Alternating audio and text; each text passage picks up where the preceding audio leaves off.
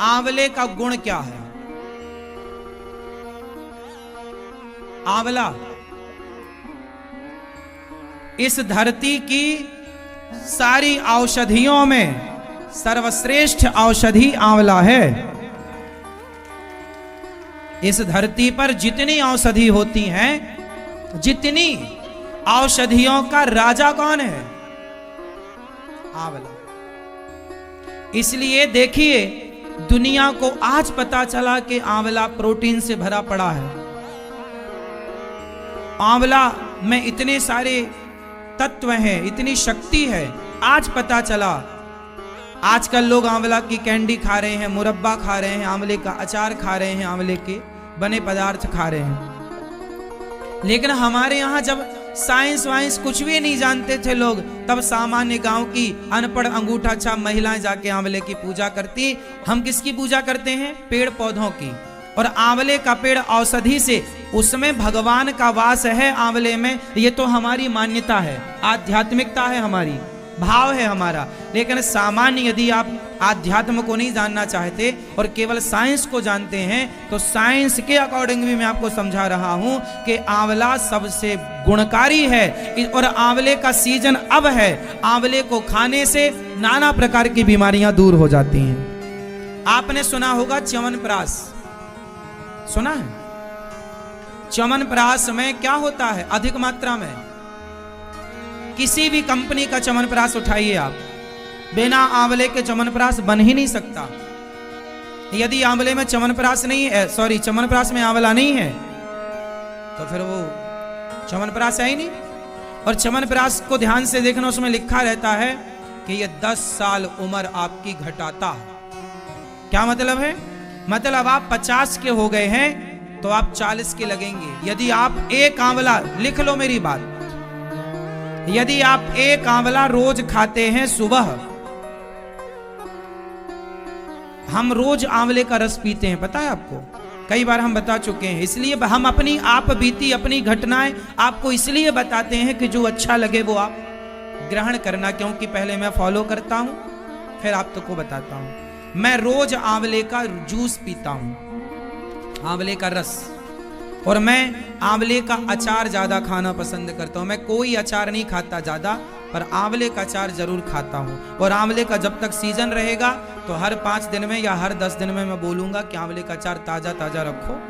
ऐसा रखो कि 10 दिन में खत्म हो जाए। 10 दिन बाद फिर जब आंवले का सीजन खत्म होने लगता है, तब फाइनल रखवा लेते हैं कि भाई 2-4 महीना 6 महीना चलेगा। पर जब तक आंवला का सीजन है, डट के आंवले का जूस पियो। आंवले का जूस पिलाओ इन बच्चों को, बुद्धि विकसित होगी, आंखों में तेजी आएगी, और सारा शरीर में जितना दोष है, शरीर में जितनी कमजोरियां हैं, जितनी चीजों की, आंवले में कितने गुण हैं आप कभी देख लेना। एक गुण से नहीं भरा आंवला, बहुत सारी चीजें हैं आंवले में। क्या क्या बताऊं, सब कुछ है आंवले में। इसलिए आंवले का रस पीना सीखो, आंवला खाना सीखो, आंवले का अचार ज्यादा खाओ। इससे क्या होगा? आप 10 साल पीछे रहेंगे। मतलब आप 50 साल के हो गए पर दिखेंगे 40 साल के। आपको कोई देखेगा तो क्या कहेगा कि आप अभी 40 साल के हैं। आंवला आपको 10 साल पीछे ले जाता है। इसलिए आंवले की पूजा होती है हमारे यहाँ। सदा आपको स्वस्थ रख, मतलब आपको स्वस्थ रखने में आंवला सहयोगी है। लेकिन आज आप लोग पिज्जा, बर्गर, चाउमीन तो खाएंगे, आंवला नहीं खाएंगे। पेप्सी, कोका कोला तो पिएंगे, आंवले का जूस नहीं पिएंगे। क्यों नहीं पिएंगे? क्योंकि आप अपनी संस्कृति से अब परिचित नहीं हैं। आप नहीं बता पाए अपने बच्चों को कि आंवले नवमी में आंवले की पूजा क्यों की जाती है, आंवले का साइंस से क्या लेना देना है। हम भारत के लोग हैं, हम तुलसी की पूजा करते हैं। ये देखो, ये तुलसी, तुलसी में क्या गुण है? आज बड़ी बड़ी कंपनियां, दवाइयों की कंपनियां आज तुलसी का अर्क बनाकर बेच रही हैं। बोलो हाँ। आज दुनिया समझ गई कि तुलसी की क्या महिमा है। और हम भारत के लोग जो अनपढ़ थे, जो मूर्ख थे, जो कुछ नहीं जानते थे, यदि कुछ नहीं जानते थे तो तुलसी का गुण कैसे जान गए, कुछ नहीं जानते थे तो आंवले का गुण कैसे जान गए, कुछ नहीं जानते थे तो पीपल को कैसे जान गए। हमारे यहाँ पीपल की पूजा होती है। चलो भैया बताएंगे पीपल की पूजा क्यों होती है, साइंस क्या है इसके पीछे का, ये बताना है आपको। नहीं, आपने अपने धर्म ग्रंथों को, आपने अपने त्योहारों को, आपने अपने शास्त्रों को साइंस से कनेक्ट नहीं किया, इसलिए आप को लगता है कि शास्त्र तो हमारे कोई साइंटिफिक है ही नहीं, ऐसा आप मानते हैं, जबकि हर चीज साइंटिफिक है। पीपल की पूजा क्यों होती है, होती है कि नहीं, पहले तो ये बताओ क्यों होती। तुम्हारी अम्मा, तुम्हारी दादी करती है कि नहीं, तो क्या तुम्हारी दादी अनपढ़ है, मूर्ख है क्या, करती है तो कोई तो कारण होगा, तब तो तुम्हारी दादी अम्मा करती है, नानी करती है, मौसी करती है, बुआ करती है, गांव की बूढ़ी मां करती है, कुछ तो होगा। क्यों करती है, क्यों करती है। आजकल के बच्चे क्या बोलते हैं, हमारी अम्मा पागल हो गई, पीपल की पूजा करती है। अरे भैया, पीपल एक ऐसा वृक्ष है जो 24 घंटे ऑक्सीजन देता है। दुनिया को आज पता चला, हमारी दादी अम्मा को पहले ही से पता था, इसलिए ना पीपल में जल चढ़ाती है, इसलिए ना पीपल के पास जाती है। ऑक्सीजन, तुलसी भी ऑक्सीजन 24 घंटे, पीपल भी। और एक वृक्ष की और पूजा होती है हमारे यहां, बट वृक्ष,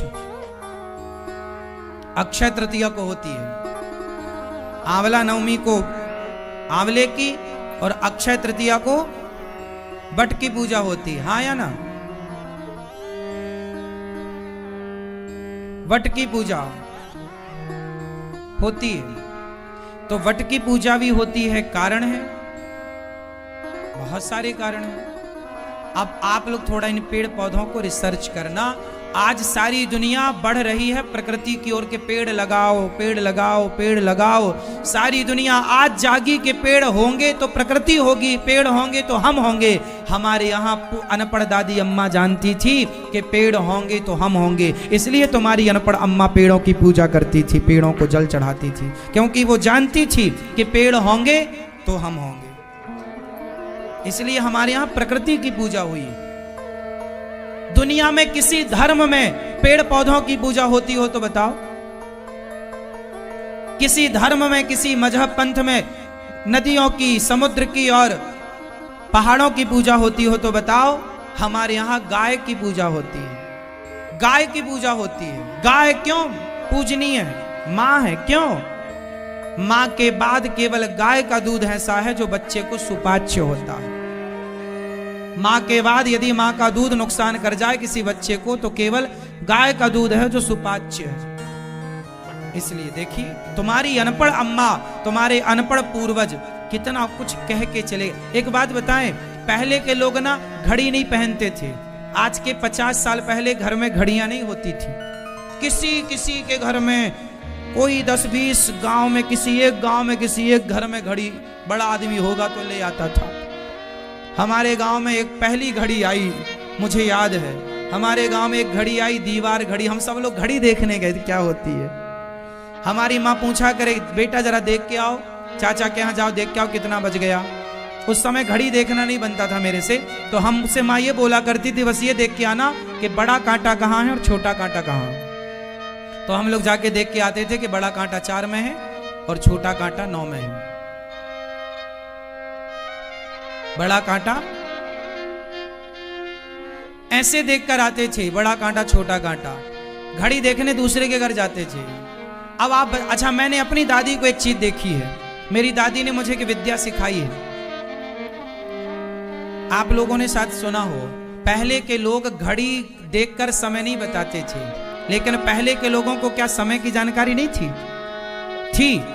तो जब घड़ी नहीं थी तो समय की जानकारी कैसे थी? कौन बताएगा? साइंस के विद्यार्थी बैठे हैं कोई? आप बताएंगे, चश्मा वाले भैया। जब पहले के लोग घड़ी नहीं देखते थे तो समय कैसे बताते थे? आप बताओ।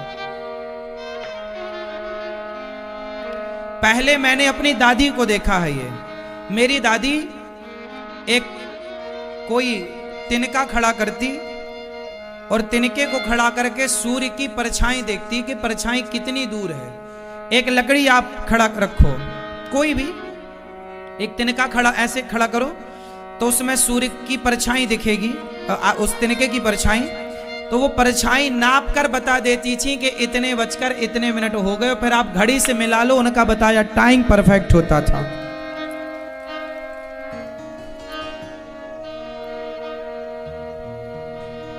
ये बात आप लोगों ने देखी, अपनी दादी नानी को सुना, या इस बात को सुना कभी कि सूर्य के प्रकाश से, और रात को कैसे बताती थी अम्मा, चांद और तारों को देखकर। मतलब तुम्हारी जो दादी अम्मा थी अनपढ़, वो अंतरिक्ष का ज्ञान रखती थी उस जमाने में, बिना घड़ी के परफेक्ट टाइमिंग बताती थी। इतना बड़ा साइंस था हमारी सनातन संस्कृति में। आज भी हमारे देश में एक मंदिर है जिसे कोणार्क का मंदिर कहते हैं, कोणार्क में सूर्य मंदिर। वहां पर आज भी एक चक्र बना हुआ है, नया जो 10 का नोट है उसमें उसका चित्र भी है। ये कोणार्क मंदिर का चित्र है। देखिए 1400 साल पुराना मंदिर है ये, 1400 साल। जब घड़ी का आविष्कार नहीं हुआ था उस समय ये सूर्य का प्रकाश पड़ने पर आज भी जाकर देखेंगे तो ये बिल्कुल 1 मिनट भी बता देगा कितने बज के इतने मिनट हो गए, बिल्कुल परफेक्ट टाइमिंग। इतना साइंस है। और आप लोगों को क्या लगा कि भारत तो अनपढ़ था? आपको क्या बताया गया? भारत तो कुछ जानते ही नहीं था। अरे भारत ही सब जानता था और कोई नहीं जानता था। दुनिया तो ये जानती थी कि तुम बंदर की औलाद हो। डार्विन ने तो ये बताया कि तुम बंदर की संतान हो। आपको पढ़ाया भी जाता है, प्रश्न आ जाए कि आप किसकी, आपके पूर्वज कौन थे, तो लिखना पड़ता है बंदर, जबकि ये गलत है। वो रहे होंगे बंदर की औलाद, हम तो ऋषि मुनियों की संतान है, इसलिए हमारे यहाँ गोत्र है। मतलब जो पढ़ाया जा रहा है वो गलत पढ़ाया जा। आज सोचिए, आज की 21वीं सदी में भी आपको गलत पढ़ाया जा रहा है और आप पढ़ रहे हैं, और पूरी दुनिया पढ़ रही है कि बंदर की संतान है। लेकिन भारत नहीं स्वीकार करता कि हम बंदर की। दुनिया ने स्वीकार कर लिया।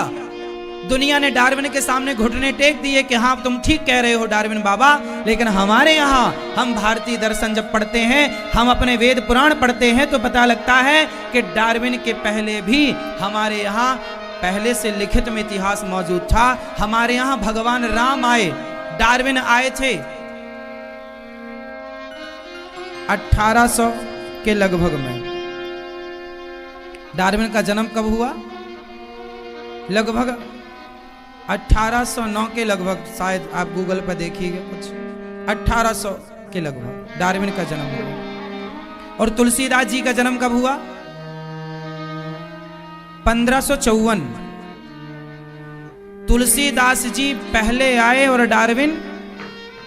अच्छा बताओ, इस धरती के सबसे पहले लेखक कौन है, कवि कौन है? सबसे पहला, सबसे प्राचीन, सबसे पुराना काव्य कौन सा है? जरा बताओ। दुनिया का, भारत का नहीं, पूरी दुनिया का सबसे प्राचीन, सबसे पुराना कवि कौन है और काव्य कौन सा है? फर्स्ट,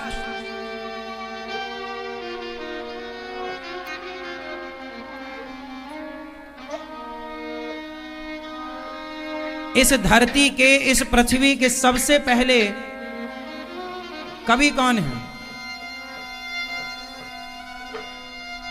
सबको पता है। आप में जितने बैठे हो ना, सबको पता है। बोलो। कालिदास। कालिदास तो अभी के हैं, कालिदास तो अभी के हैं। आप ठीक चल रहे हो। कालिदास के पहले जाओ जरा, कौन था?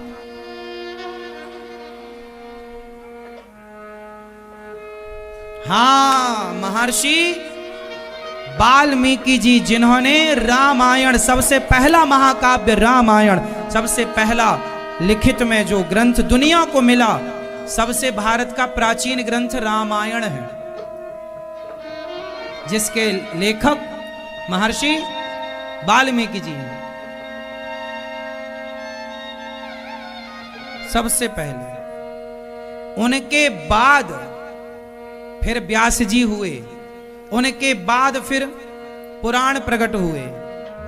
वेद तो थे, वेद भगवान की श्वास है, इन्हें लिखने वाला कोई नहीं है, इसलिए वेद तो सदा से हैं। अब सोचिए कि सारी दुनिया, डार्विन तो अभी 1800 में थे भैया, उनसे पहले तो गोस्वामी तुलसीदास जी थे 1554, 15, 16, 17, 18। तुलसीदास जी से 300 साल बाद डार्विन पैदा हुए। लेकिन विडंबना ये देखो कि तुमने डार्विन की बात तो मान ली, पर गोस्वामी तुलसीदास जी और रामायण कब लिखी गई? रामायण त्रेता में लिखी गई थी। और कब लिखी गई? राम जी के जन्म के पहले।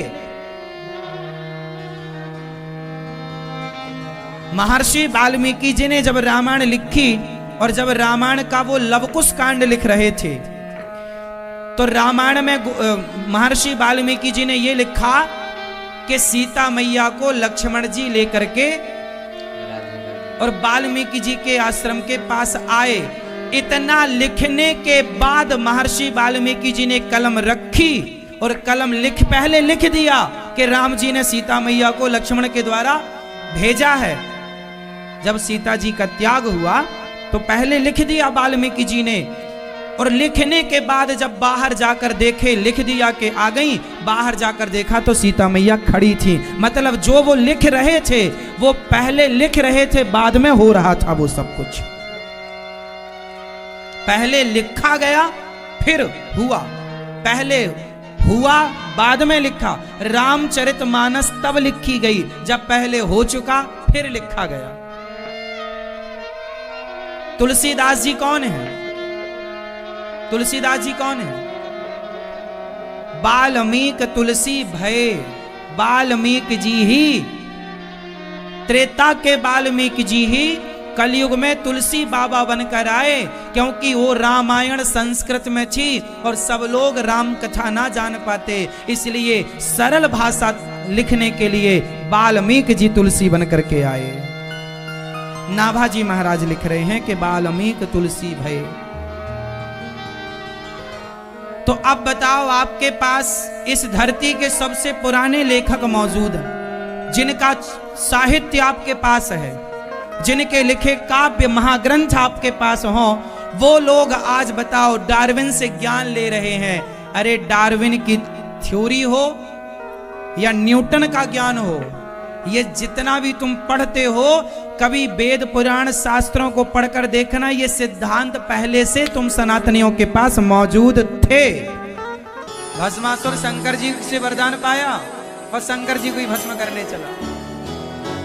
भस्म चला कर ने शंकर को, शंकर भागे हरिदानी। शंकर जी भागे कहाँ? भगवान हरि की शरण में। हे प्रभु देखो आ रहा है, वो मेरी सिर पे हाथ रखना चाहता। तब भगवान ने मोहिनी का अवतार लिया और भस्मासुर से कहा कि जरा तुम हमें नाच के दिखाओ। शंकर जी ने जो वरदान दिया, पता नहीं सही है कि गलत है, ट्राई तो करो। बोले अपने हाथ को जरा सिर के ऊपर लाओ। लाया, कुछ गर्म लगा? नहीं लगा। भगवान बोले ऐसे ही है, फिर कुछ नहीं लग रहा है। तो उसने हाथ रख लिया खुद के ऊपर, तो भस्मासुर खुद जल गया, खुद भस्म हो गया। भस्मासुर ने करी तपस्या, शंकर से वरदान लिया। शंकर जी ने खुश हो करके शक्ति का वरदान दिया।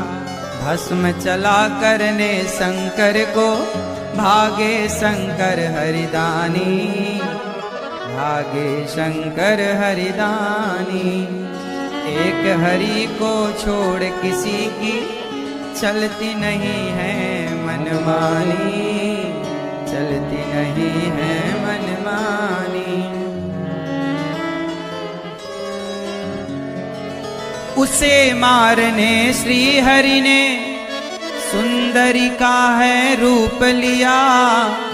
जैसा जैसा नाचे मोहन, वैसा वैसा नाच किया। अपने हाथ को सर पर रखकर भस्म हुआ वो अभिमानी, भस्म हुआ वो अभिमानी।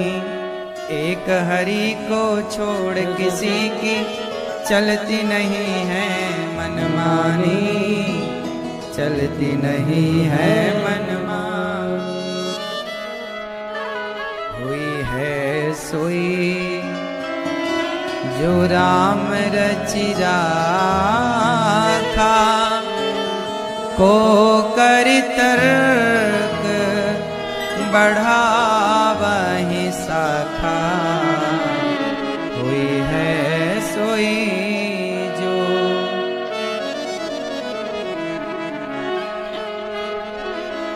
इसलिए जो हो रहा है कर्म करते रहो बढ़िया से, काम अच्छे करो, वरना जो हो रहा वो सभी हरि इच्छा मानो। किसकी इच्छा है? हरि की इच्छा।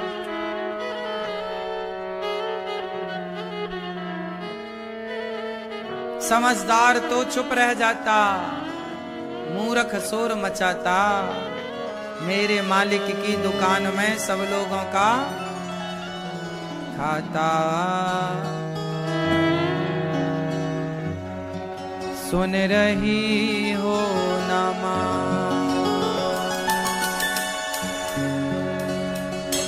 या सो रही हो माँ,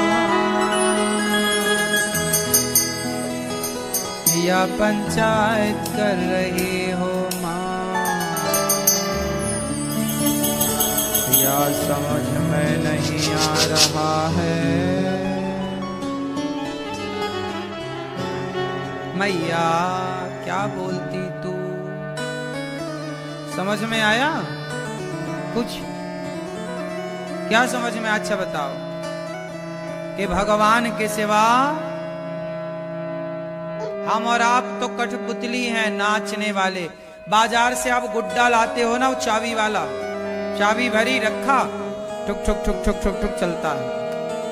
जब तक चाबी है चलेगा, चाबी खत्म वहीं रुक जाता है। ऐसे हम लोग वो गुड्डा हैं, गुड्डी, गुड्डा गुड़िया। जैसे चाबी भरी तो वो चला, ऐसे हमारी भी चाबी भगवान भरते हैं तो हम फुदकते रहते हैं। हमें लगता जी हम कर रहे, हम नहीं कर रहे हैं, भगवान हमारी चाबी भर रहे हैं। जितनी चाबी भरेंगे उतना फुदकोगे, चाबी खत्म, खड़े खड़े गिर जाओगे। सही है? उस गुड्डे से ज्यादा हमारी और आपकी कुछ हैसियत नहीं है, लेकिन आदमी घमंड के कारण बड़ी बड़ी बातें करता है, बड़ी बड़ी डींगे मारता है। क्यों? सबको अपना मान लेता, ये मेरा, ये मेरा, ये मेरा, ये सब ठीक है। अभिमान है आपको, अज्ञान है। देखो दो चीजें होती हैं, एक तो होता है अभिमान, और अभिमान क्यों आता है? जरा मुझे आप लोग एक कारण बताओ, अभिमान क्यों आता है? घमंड, एटीट्यूड, दर्प क्यों आता है?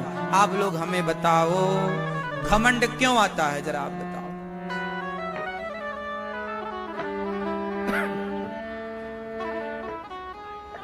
भाई मैं का ही तो नाम घमंड है।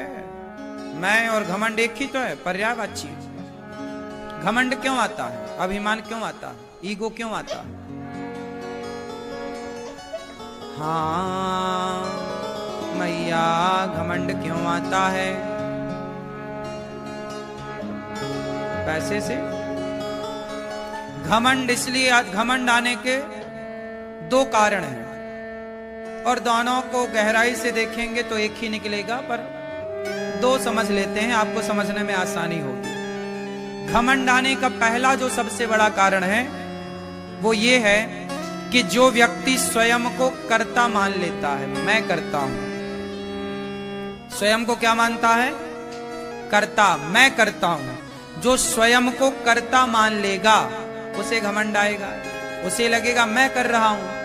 लेकिन जो ये मानता है कि मैं नहीं, सब कुछ भगवान करते हैं, फिर उसे घमंड क्यों आएगा? क्योंकि वो तो ये जान रहा है कि मैं नहीं कर रहा हूं, भगवान मेरे से करवा रहे हैं। तो जो ईश्वर करवा रहे हैं ये मानसिकता रखेगा वो घमंड से बचेगा।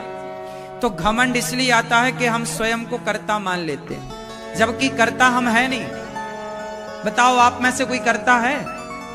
करते हो तुम कन्हैया, मेरा नाम हो रहा है, मेरा आपकी कृपा से। करते तो भगवान ही है, हमें और आपको वो निमित्त बना देते। जैसे हनुमान जी लंका गए, सीता मां का पता किसने लगाया? बोलो, हनुमान जी। अब बताओ, सीता मां का पता लगाने का श्रेय किसे मिला? हनुमान जी को। क्यों मिला? क्योंकि राम जी चाहते थे, इसलिए तो इतने सारे बंदर भालू गए। जामवंत भी दक्षिण दिशा की तरफ गए थे, नल नील भी गए थे, अंगद भी गए थे,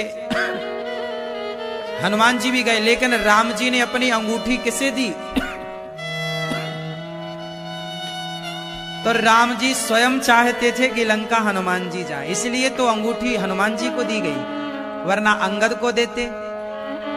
राम जी, सीता मां को जो अंगूठी दी गई, वो अंगूठी हनुमान जी को किसने दी थी? राम जी ने। तो राम जी स्वयं चाहते थे ना कि हनुमान जी लंका जाएं, वरना अंगूठी किसी और को ना दे देते। इसलिए हनुमान जी लंका गए, ये बड़ी बात नहीं है। राम जी चाहते थे कि हनुमान जी लंका जाएं, ये सब कुछ हनुमान जी को प्राप्त हो, ये राम चाहते थे। इसलिए आप कुछ करते हो ना, आप सफलता पाते हो ना, तो समझ लो कि भगवान चाह रहे हैं कि आप सफल हो जाएं, इसलिए आप सफल हुए। आप ये मत कहना कि जी मैं गया। हनुमान जी ने ये नहीं कहा कि जी मैं लंका गया, नहीं। राम जी अंगूठी किसी और को दे देते ना, तो वो चला जाता, नहीं चला जाता। फिर राम जी स्वयं चाहते थे कि हनुमान जी जाएं, सीता का पता हनुमान जी लगाएं। उसी तरह बिहारी जी खुद चाहते हैं कि गौरी गोपाल आश्रम में सबकी सेवा हो, इसलिए बिहारी जी ने ये दास अनिरुद्ध को ये सेवा की जिम्मेदारी दी है। आप तरक्की कर रहे हैं, मतलब भगवान खुद चाह रहे हैं कि आप तरक्की करें। आप नाम कमा रहे हैं, आप सेवा कर रहे हैं समाज की, भगवान चाह रहे हैं, इसलिए आप कर पा रहे हो साहब। वो नहीं चाहे तो तुम क्या कर लोगे? राम जी नहीं चाहते तो हनुमान जी नहीं जाते लंका साहब। आप बात समझ रहे हैं ना? राम जी नहीं चाहते तो हनुमान जी लंका नहीं जा सकते थे, जा सकते थे। फिर इसलिए आप ये मत कहो कि मैं करता हूं, ये कहो कि हम सबसे बिहारी जी करा रहे हैं। भगवान स्वयं अपना कार्य करते कराते हैं, हमें और आपको निमित्त बनाते हैं। जैसे हनुमान जी लंका गए तो निमित्त बना दिया।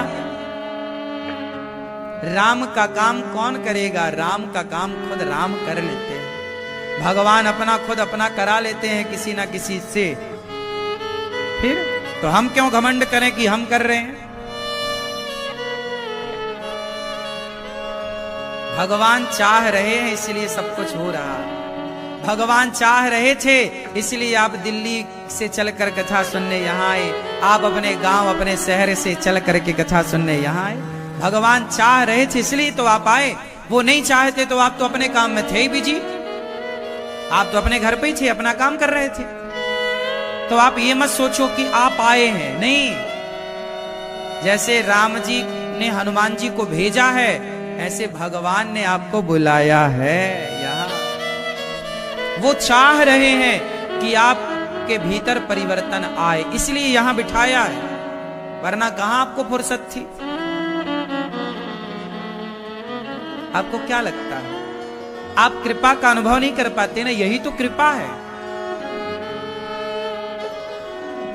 इस भरी भीड़ में, इस भरे संसार में बिहारी जी ने आप लोगों को चुना है। यहाँ आओ, चलो कथा सुनो यहाँ बैठकर, है ना? इसलिए भगवान के दर्शन करो, मस्त आनंद लो। जो हो रहा है अच्छा, प्रभु आपकी इच्छा। हम तो हर हाल में मस्त, कोई शिकायत नहीं है। तो अभिमान आने का पहला कारण कि स्वयं को कर्ता मानना मैं, और दूसरा अभिमान इसलिए आता है अज्ञान के कारण। आपके अंदर अज्ञान है। अज्ञान यही कि मैं करता हूं। तो जब अज्ञान हावी होगा, आज किसी के पास 4 पैसे आ जाएं, जरा पद प्रतिष्ठा आ जाए, तो वो अभिमान में घूमता है, सीधे मुंह बात नहीं करता। ये अभिमान क्यों आया? क्योंकि उसने ये मान लिया कि मैंने कमाया ना, मैं कुछ नहीं कमाता, भगवान चाहते हैं कि तू अमीर हो जा, इसलिए भगवान ने तुझे अमीर बना दिया है। इस अमीरी का सदुपयोग करेगा ना पगले, तो सदा अमीर रहेगा। और तूने अमीरी का दुरुपयोग किया तो आज अमीर है, कल अमीर रहेगा, इसकी गारंटी नहीं है। मैंने समाज में देखा है, लोग सफल होते हैं, ऊंचाइयों में जाते हैं, फिर गिर जाते हैं। 100 में से 99 लोग सफल हो जाते हैं, लेकिन वो ज्यादा दिनों तक सफल रह नहीं पाते, फिर नीचे। क्यों? क्योंकि उन्हें ये पता ही नहीं है कि जब सफलताएं आए तो सावधानी क्या रखनी चाहिए। जरा पैसा आया, जरा सफलता आई, आदमी अभिमान में, अरे हम हैं तो कोई है ही नहीं, अपने च भगवान है, खुद कोई भगवान मानने लग जाता है, पागल। जरा पैसा आया, जरा शोहरत आई, तो बस घमंड, जमीन पर चलते ही नहीं, उड़ता है। लोग कहते ना यार बहुत उड़ते हो। यही तुम्हारे पतन का कारण है। इसलिए अभिमान नहीं साहब, कृपा का अनुभव करो। धनवान बन जाओ तो अभिमान का अनुभव ना करना, ईश्वर की कृपा का अनुभव करना कि प्रभु तो कितना दयालु है, मेरे जैसे मूर्ख, मेरे जैसे अज्ञानी, मेरे जैसे पापी को आपने इतना कुछ दे दिया है, ये आपकी कृपा है। मैं इसके लायक कहां था, जो आपने दिया है हम इसकी काबिलियत कहां रखते थे, पर आपने हमें इस योग्य बनाया। आप लोग कितने अच्छे हैं कि आप इतने लायक तो हैं कि आप किसी को 2 रोटी दे सकते हैं। समाज में ऐसे लोग भी हैं जो सुबह खाते हैं तो शाम को खाने की व्यवस्था नहीं होती। हे विधाता, आपका बहुत बहुत धन्यवाद कि आपने हमें, हमारा भी पेट भरा है, इसके बाद भी आपने इतना दिया कि हम किसी और को पेट भर खिला सकें। राम इतना दीजिए जामे कुटुंब समाए, मैं भी भूखा ना रहूं साधु ना भूखा जाए। इसलिए ईश्वर का धन्यवाद। कृपा ऐसा नहीं है कि भगवान की कृपा आप लोगों पर नहीं है, आप लोगों पर भगवान की कृपा जरूरत से ज्यादा है, पर विडंबना देखो कि आप उस कृपा का अनुभव कहां कर पाते हैं। आपके पास तो केवल शिकायतों का पहाड़ है, शिकायतें हैं, कृपा का अनुभव कहां है। हम आपके बीच में बैठे हैं, हम आपको सुना रहे हैं, 2 शब्द कहने की ताकत है, तो ये तो कृपा ही है ना, वरना बहुत लोग तो गूंगे हैं। बड़ी कृपा है आप लोगों पर कि आप लोग आंखों वाले हैं। हम पर बिहारी जी की बड़ी कृपा है कि ये 2 आंखों को दे रखा है देखने के लिए। संसार में ऐसे कितने लोग हैं जो देख नहीं पा रहे हैं। कितनी बड़ी कृपा है बिहारी जी की हम पर कि आप लोग अपने पांव से चलकर वृंदावन आए हैं। कितने लोग हैं संसार में जो हाथों में चप्पल पहन के घिसटते हैं। आपने देखा होगा किसी न किसी स्थान पर हाथों पे चप्पल पहन के लोग घिसटते हुए आपको मिल जाएंगे संसार में। उन्हें देखो और फिर अपने को देखो। जो लोग हाथों में चप्पल पहन के घिसट रहे हैं, अपाहिज हैं, पोलियो से ग्रसित हैं,